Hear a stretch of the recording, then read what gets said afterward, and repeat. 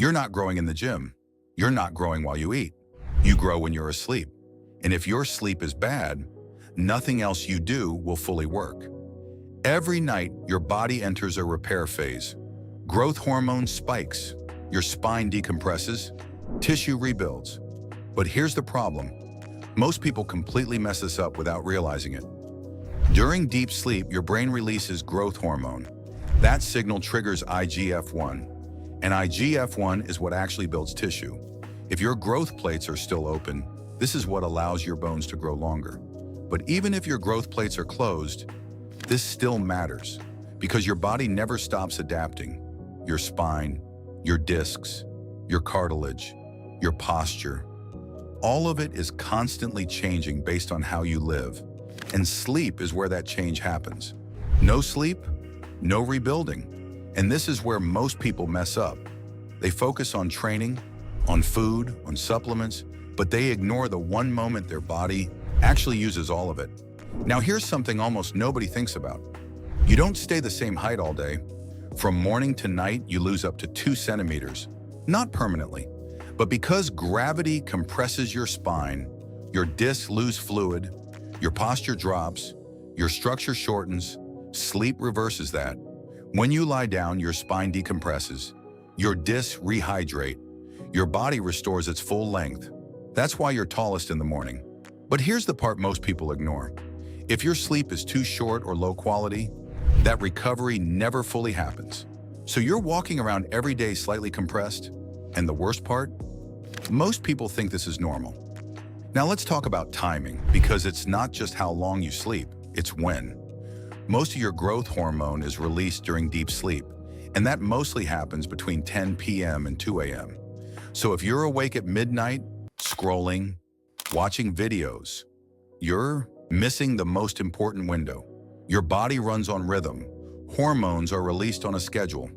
Break that rhythm, and the system weakens. And this is where people lose progress without even noticing. Now let's fix something else. Your sleeping position. Because yes, remember, this actually matters. The best position is on your back. It keeps your spine neutral, it allows full decompression, and it distributes pressure evenly. If you want to improve it even more, place a small pillow under your knees. That reduces lower back tension and helps your spine relax. Side sleeping is fine, but only if you support it properly. Put a pillow between your knees to keep your hips aligned. Otherwise, your spine twists slightly overnight, and over time, that affects your posture. Now let's be honest, stomach sleeping is the worst. It twists your neck, compresses your lower back, and puts uneven pressure on your spine. If you're doing that every night, you're working against your own structure. Now here's another mistake people make. They only focus on sleep itself, not what happens before it, but the last 60 to 90 minutes before bed decide how deeply you recover. So keep it simple. Light stretching, nothing intense. Just enough to release tension in your hips, back and legs. You can also hang for 30 to 60 seconds. That directly decompresses your spine before sleep even starts. Then remove stimulation. No heavy meals, no screens, no stress. Because all of that raises cortisol, and cortisol blocks the exact process you're trying to activate. Your body needs a clear signal. It's time to repair. Now your environment. This is where most people sabotage themselves without realizing it. Your room should be dark, completely dark, because darkness increases melatonin, and melatonin supports deeper sleep and stronger hormone release. Temperature matters too. A cooler room helps your body fall into deep sleep faster. And deep sleep is where everything happens. Even small interruptions can break your sleep cycles. And broken cycles mean weaker recovery. Now here's something most people forget. Mornings matter too. You wake up at your tallest, but most people lose that within the first hour. Why? Because they immediately compress their spine again. So do this instead. Hydrate. Your discs need fluid to maintain their height. Then move. Light stretching. Simple movements.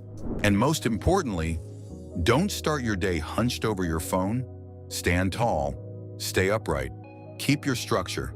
Because once you lose that alignment, you don't get it back easily. Here's the reality. About 70 to 80% of your growth hormone is released while you sleep. So one bad night already affects your recovery. Multiple bad nights, and your entire system slows down. Less repair, less adaptation, less structural potential. And that applies even if you're an adult. Because even without growth plates, your posture, your discs, and your alignment still respond to how you live. So better sleep still makes you look taller, stand taller, and maintain your full height. This isn't a hack. It's just biology done right. So here's the bottom line. If your sleep is bad, nothing else works properly. Not your training, not your nutrition, not your recovery. Sleep is the foundation. Fix that, and everything else starts working with you. Ignore it, and you're holding yourself back every single day. So if this made you realize how much sleep actually affects your height, make sure you fix it tonight. If you found this useful, drop a like and subscribe. And we're currently working on a full guide to help you optimize your sleep completely, step by step. So stay tuned for that.